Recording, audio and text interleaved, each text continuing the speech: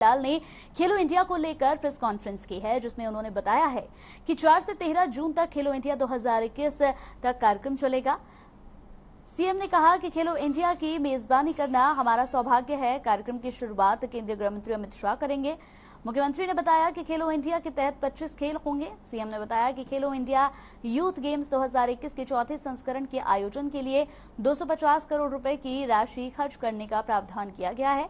उन्होंने कहा कि ये खेलो इंडिया गेम्स प्रधानमंत्री नरेंद्र मोदी के ड्रीम मिशन को आगे बढ़ाने में अहम भूमिका निभाएंगे।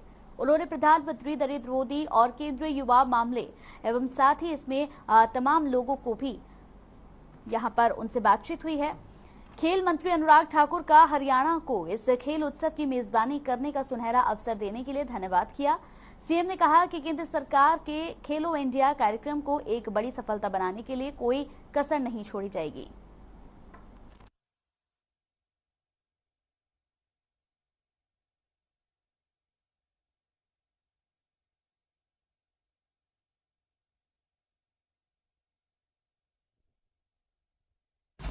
खेलो इंडिया का जो कार्यक्रम अभी 4 जून को प्रारंभ होने वाला है, 4 जून से 13 जून ये कार्यक्रम चलेगा। और जैसे पता है कि इससे पहले 2 बार खेलो इंडिया हो चुका है देश के विभिन्न भागों में, और इस बार हमारा सौभाग्य है और मैं केंद्र सरकार प्रधानमंत्री जी और हमारे खेल मंत्री उनका धन्यवाद भी करता हूं कि इस बार का जो खेलो इंडिया का कार्यक्रम उसकी मेजबानी हमें हरियाणा के लोगों को मिली है और हम इसको उनकी मेजबानी के नाते से बिल्कुल तैयार हैं। सब व्यवस्थाएं हमारी जो तैयार हो चुकी हैं। खेलो इंडिया का कार्यक्रम है, ये जैसा बताया 10 दिन तक चलेगा। 25 इसमें गेम्स होंगे और इसकी जो शुरुआत है 4 तारीख को, इसमें हमारे केंद्रीय गृह मंत्री श्री अमित शाह जी वो पधार रहे हैं। उनका कार्यक्रम फाइनल हो गया है।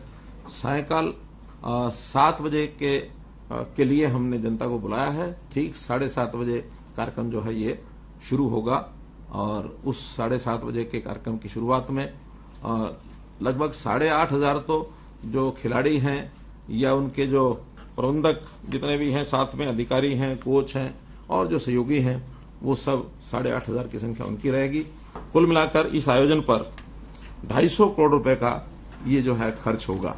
इस 250 करोड़ रुपए में 139 करोड़ रुपए तो जो ढांचा है, जो हमारा इंफ्रास्ट्रक्चर है, उसके नवीनीकरण के लिए या कोई नया उसमें निर्माण करने के लिए ये सब खर्च हुआ है।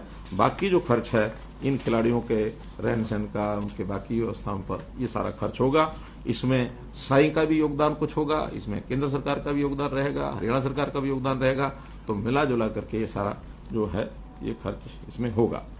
इन प्रतियोगिताओं में गर्मी होने के कारण से अधिकतर खेल या तो सुबह सुबह होंगे या शाम को होंगे। दोपहर के समय खेल इंडोर तो सब चलेंगे, लेकिन आउटडोर वाले खेल वो सुबह या शाम ज्यादा होंगे, दिन में उनको थोड़ी संख्या कम रखेंगे।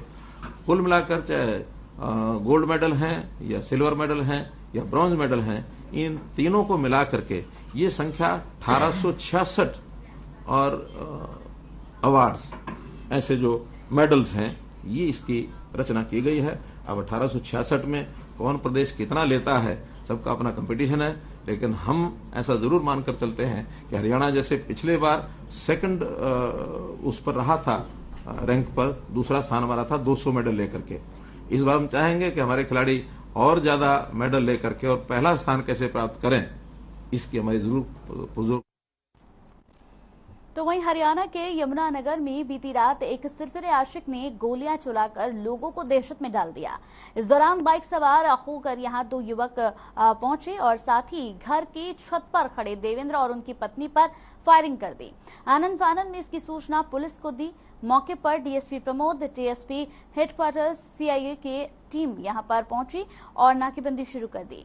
देवेंद्र कुमार ने पुलिस को दिए बयान में बताया कि उनके पास अज्ञात नंबर से फोन आया था और मारने की धमकी दी गई थी। डीएसपी आशीष चौधरी ने बताया कि इस संबंध में पुलिस को एक सीसीटीवी फुटेज भी मिला है, जिसमें बाइक सवार दोनों युवक बाइक से उतरकर यहां फायरिंग करते हुए नजर आए।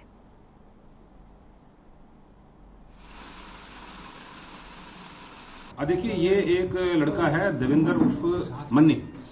ये इसके पास एक अननोन नंबर से फोन आया था। इसके फोन में वो नंबर फीड नहीं था उन्होंने पहले तो बातचीत करके इसको धमकाया कि भाई तू अच्छा नहीं कर रहा है, लेकिन लेटर ऑन उनके नाम भी डिस्क्लोज हो गए। उनमें फोन करने वालों में एक लड़का ऋषभ त्यागी है और एक लड़का गगन बुल्लर है, आइडेंटिफाइड है, घर से भागे हुए हैं। हमने देवेंद्र उर्फ मन्नी के फादर की स्टेटमेंट पे, जिनका नाम है अरविंदर सिंह उर्फ हन्नी, सन ऑफ खेम सिंह, इनके दरखास्त पे हमने मुकदमा दर्ज कर लिया है, FIR नंबर 459 अंडर सेक्शन 307, 506 और वहीं पानीपत से मानवता को शर्मसार करने वाली खबर सामने आई है, जहां एक कलयुगी मां झाजपुर गांव के पास झाड़ियों में कट्टे में बांधकर नवजात बच्ची को फेंक कर यहां से फरार हो गई। बच्ची के रोने की आवाज सुनकर गांव वाले मौके पर पहुंचे और पुलिस को तुरंत इसकी सूचना दी, जिसके बाद पुलिस ने बच्ची को सरकारी अस्पताल की नर्सरी में भर्ती कराया। डॉक्टर एकता का कहना है कि बच्ची बिल्कुल स्वस्थ है। बच्ची के शरीर पर कुछ चोट के निशान जरूर मिले हैं। बता दें कि फिलहाल पुलिस बच्ची की मां की तलाश में जुटी हुई है।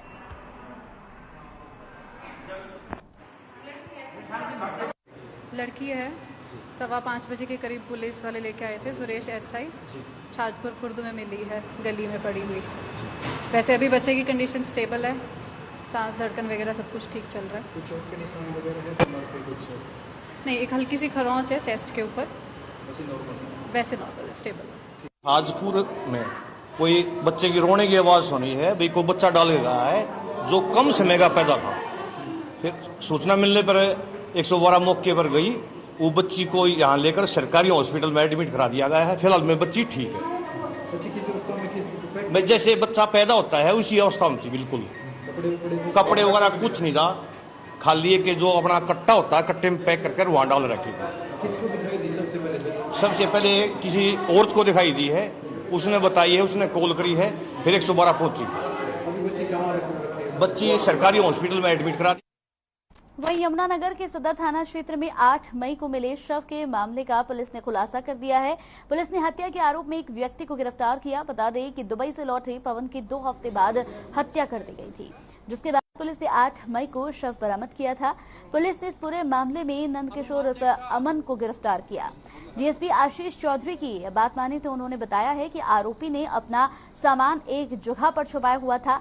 सूचना मिलने पर आरोपी को यहां दामला के पास गिरफ्तार किया गया। पूछताछ में सामने आया है कि मृतक की पत्नी के साथ आरोपी के अवैध संबंध थे, इसी के चलते उसकी निर्मम हत्या की गई।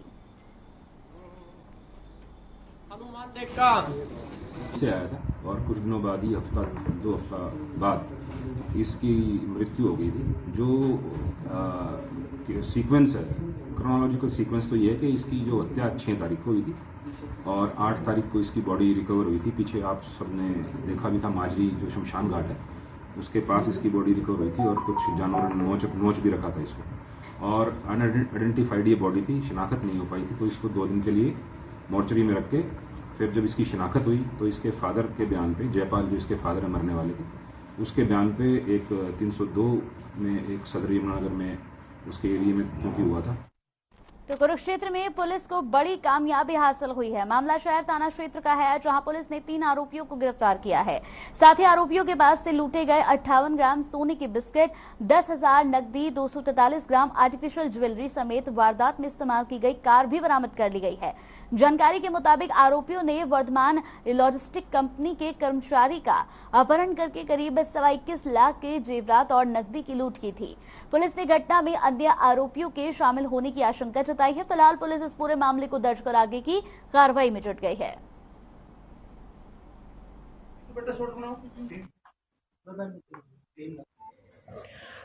कुछ दिन पहले पेवा रीजन में, सिटी पेवा के रीजन में 163 नंबर FIR दर्ज हुई थी, जिसमें किडनैपिंग और रॉबरी जैसी धाराएं लगी थी।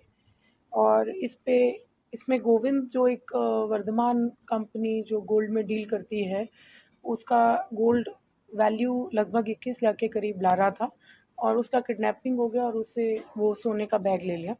तो कुरुक्षेत्र पुलिस ने इसमें तुरंत काफ़ी मेहनत करते हुए इसको क्रैक किया है और ऐसा मालूम हुआ है कि जिन 3 सुनियारों से वो सोना ला रहा था, उनमें से एक जिसका नाम मनोज सोनी है। आज की जो प्रेस कॉन्फ्रेंस हुई है, इसमें आम आदमी पार्टी ने, हमारी पार्टी ने आज चेयरमैन का नाम घोषित किया, ललिता जी, जो जवाहर जी की बिटिया हैं, और इसी के साथ हमने 5 से 6 कैंडिडेटों के नाम पार्षदों के अनाउंसमेंट किए और बाकी सभी लोगों भी शाम तक नाम अनाउंसमेंट हो जाएंगे। आज हमने 5 पार्षद डिक्लेयर कर दिए और एक हमारा चेयरमैन डिक्लेयर कर दिया।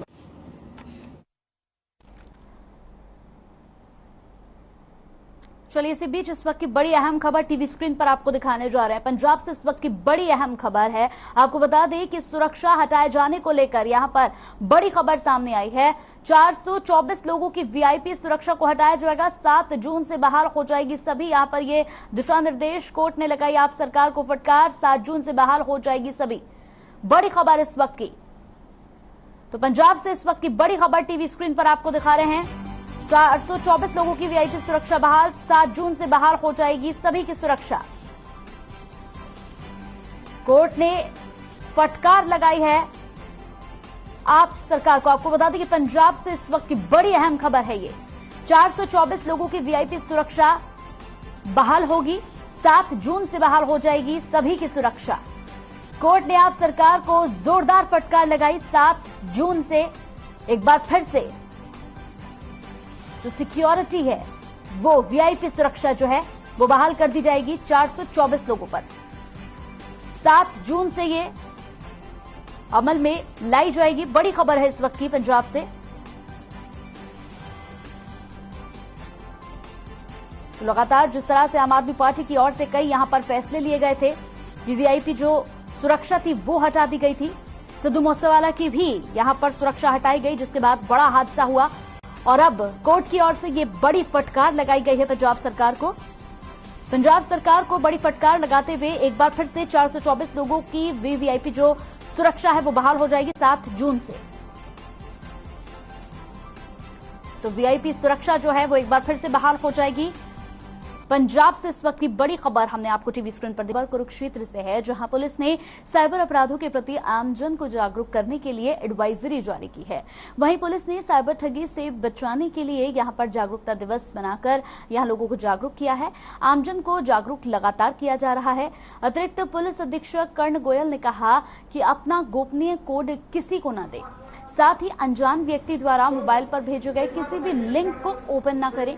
साथ ही उन्होंने कहा कि जागरूकता से ही इस तरह के शातिर लोगों के चुंगल से बचा जा सकता है। किसी भी तरह के ऑफर और लालच में न आए।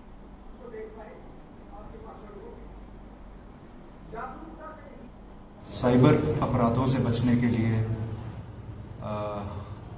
आपके माध्यम से कुरुक्षेत्र पुलिस आपको अवेयर करती रहेगी और इसी कड़ी में आज एक साइबर जागरूकता दिवस मनाया जा रहा है, जिसमें हमारी सभी थाने व चौकियां और सभी फील्ड यूनिट्स अपने अपने एरिया में निकलकर भीड़ भाड़ वाले इलाकों में, स्कूलों में, कॉलेजेस में, मार्केटों में पहुंचकर आप सबको साइबर क्राइम की टिप्स दे रहे हैं और फ्रॉड से कैसे बचा जा सके इसके बारे में आपको जागरूक।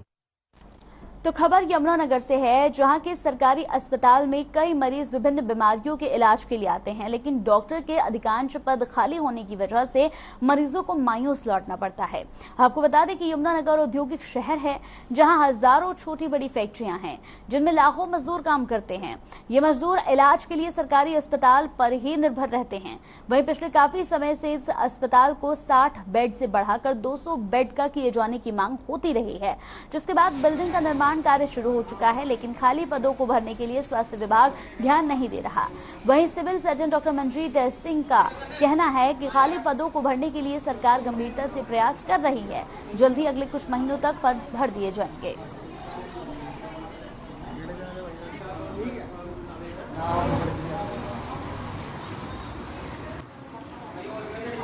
जैसा कि आपको पता ही है कि हमारे ज़िले में स्टाफ पोजीशन ज़्यादा अच्छी नहीं है। इसके बारे में बार बार हम जिला जो हमारा स्टेट की जो हेडक्वार्टर है उसको इन्फॉर्म करते रहते हैं। अमूमन हमारे पास जो सैंक्शन पोस्टें हैं जिनकी हमें ज़्यादा कमी है, जो हमारे मेडिकल अफसर्स हैं, जो हमारे रीढ़ की हड्डी होते हैं स्वास्थ्य विभाग की, 186 पोस्टें सैंक्शन है पूरे ज़िले में, लेकिन इस वक्त सिर्फ 76 मेडिकल अफसर ही कार्यरत हैं और 110 पोस्टें वैकेंट हैं।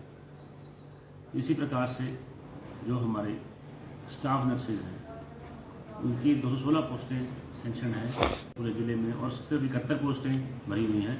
145 स्टाफ नर्स की पोस्टें वैकेंट हैं। इसी प्रकार नर्सिंग सिस्टर जो होती है 22 पोस्टें सेंक्शन है पूरे जिले में, 8 भरी हुई है, 14 खाली है। पब्लिक हेल्थ नर्स जो PHN होती है वो 8 पोस्टें सेंक्शन है और 8 की 8 खाली है। इसी प्रकार जो डेंटल मैकेनिक हैं हमारे जिले में 15 सेंक्शन पोस्ट हैं, लेकिन हमारे पास केवल 5 पोस्टेड है और 10 खाली है। खबर पानीपत से है, जहां खंडवा गांव की दीपिका के जाने माने ओलंपियन नीरज चोपड़ा से प्रेरित होकर जुवेनाइल को अपना पैशन बना लिया है। आपको बता दें कि जानकारी के मुताबिक दीपिका 12वीं कक्षा की छात्रा है, जो नीरज चोपड़ा से प्रेरित होकर मैदान में उतरी और पहले ही राज्य स्तरीय प्रतियोगिता में ब्रॉन्ज मेडल जीत लिया। दीपिका का कहना है कि जब नीरज चोपड़ा गोल्ड मेडल जीतकर अपने गांव में आए थे और उनका जिस तरह से भव्य स्वागत किया गया था, मैंने भी अपने मन में उसी दिन ठान दिया था कि वो भी इसी जुवेनाइल थ्रो के माध्यम से ओलंपिक में फतह करेंगी। इस गांव और देश का नाम भी रोशन होगा और फिर से अपने गांव को गोल्ड मेडल भी दिलवाएंगी।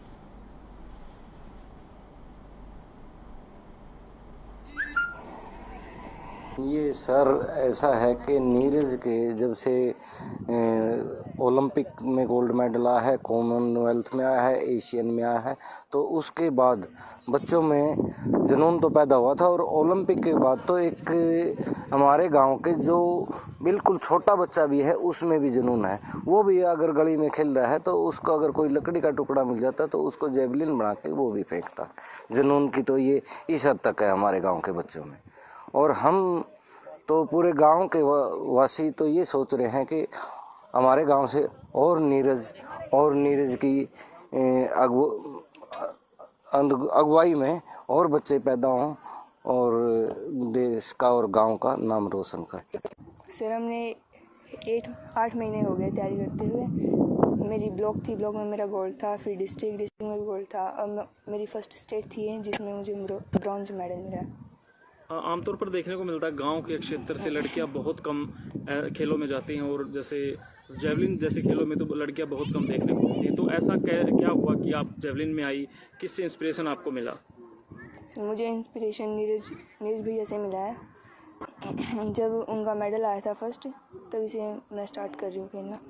देखो, जब से नीरज चोपड़ा का मेडल आने शुरू हुए हैं तभी से बच्चों में जुनून पैदा हो गया और इसी जुनून की वजह से जो बच्चे नीरज का जो गांव में स्वागत हुआ है उससे बच्चे मोटिवेट हुए हैं और उसको देखकर हर एक बच्चा ये सोचता है कि मेरा भी ये स्वागत, इसीलिए बच्चों को गेम में आए और जेवलिन स्टार्ट की। और नीरज भी यहाँ आते रहते हैं और बच्चों को ट्रेनिंग भी दे रहे हैं और जो जेवलिन आ रही है स्कूल में ये प्रोवाइड भी नीरज। तो चंडीगढ़ में मौसम विभाग के निदेशक मनमोहन सिंह आने वाले दिनों में हरियाणा, पंजाब और चंडीगढ़ के मौसम को लेकर यहां पर अनुमान लगा रहे हैं। मनमोहन सिंह का कहना है कि अभी आने वाले 4 से 5 दिनों तक मौसम साफ ही रहेगा। 10 दिनों तक बारिश का कोई भी अनुमान नहीं है। आने वाले दिनों में तापमान में बढ़ोतरी देखी जा सकती है और हरियाणा और पंजाब के कई जिलों में तापमान लगभग 43 से 45 डिग्री सेल्सियस तक जा सकता है। हरियाणा के हिसार और गुरुग्राम जिले में, पंजाब के मुक्तसर और भटिंडा जिले में तापमान लगभग 43 से 45 डिग्री सेल्सियस तक जा सकता है। तो 10 दिनों तक बारिश का कोई भी अनुमान नहीं लगाया जा रहा है। यहाँ पर खुद उन्होंने कहा है कि 10 दिनों तक मौसम जो है वो पूरी तरह से साफ रहेगा, बारिश होने की कोई भी गुंजाइश नहीं है। अभी अगर हम तापमान की बात करें तो लगभग 10 दिनों तक 43 से 45 डिग्री सेल्सियस तक रहेगा। भटिंडा में भी उन्होंने यही अनुमान लगाया है। इसके साथ ही अगर हम हिसार की बात करें तो वहां पर भी उन्होंने यही अनुमान लगाया है। यानी साफ तौर पर अगर देखा जाए तो अभी बारिश का कोई अनुमान नहीं लगाया जा सकता। लगभग 10 दिनों तक बारिश होने की कोई भी गुंजाइश नहीं है।